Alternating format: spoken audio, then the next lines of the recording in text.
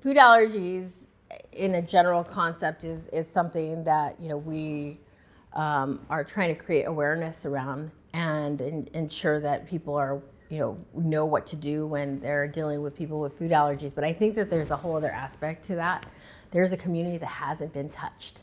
That community is often your, communities of color, communities that don't have access to a lot of the resources, the medical resources that maybe people of different socioeconomic backgrounds to have. And in saying that, I think that we need to ensure as a community that the awareness spreads not just to the circles that have the haves, but the community at large. So, so many things have been on my wish list, I think, for what I hope to see with food allergies. In the near future, I think the thing that most excites me is the idea of a needleless epinephrine option. I think that that would be incredibly important and so life-saving to so many. So unfortunately, I have had to use an Auvi-Q, and it went through my head before I used it. This needle is in here. It's going to go into my leg. I've seen it before, the size of it, from practicing on oranges and other fruits with the expired epinephrine, and I'm scared.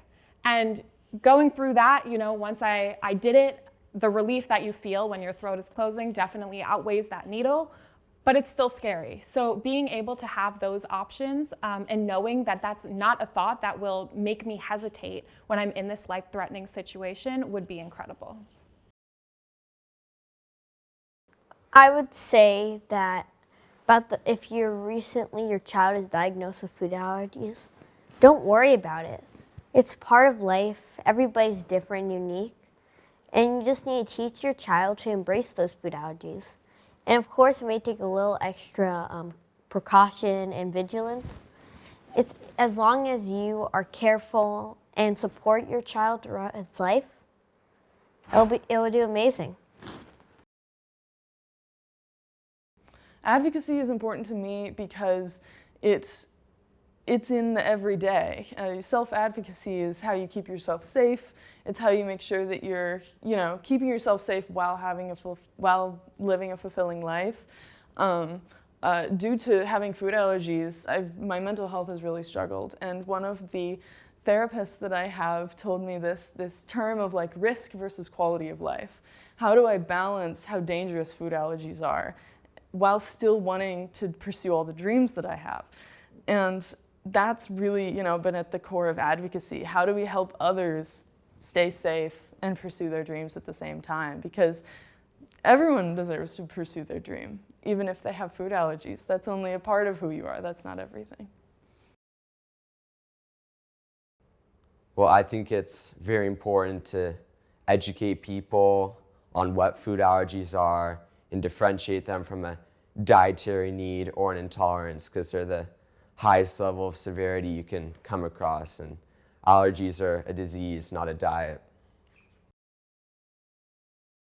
Well, food allergies are very personal to me because I obviously have a lot. I've been made aware of that, most of which are in the top 9.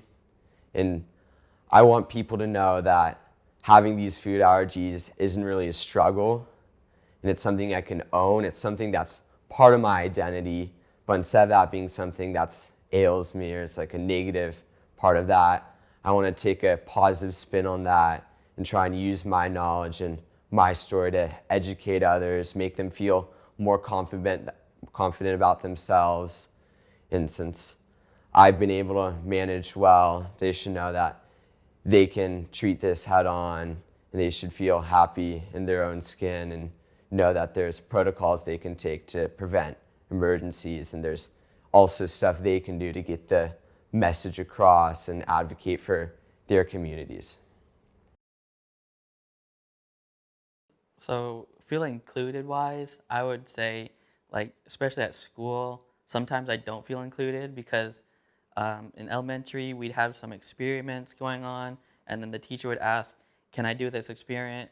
And then I'd be like, not really, because one example in 4th grade, there was an apple, you'd eat it with you'd smell vanilla, and so I wasn't sure if I was able to do the experiment, and so everyone else did, and I was kind of just like sitting there.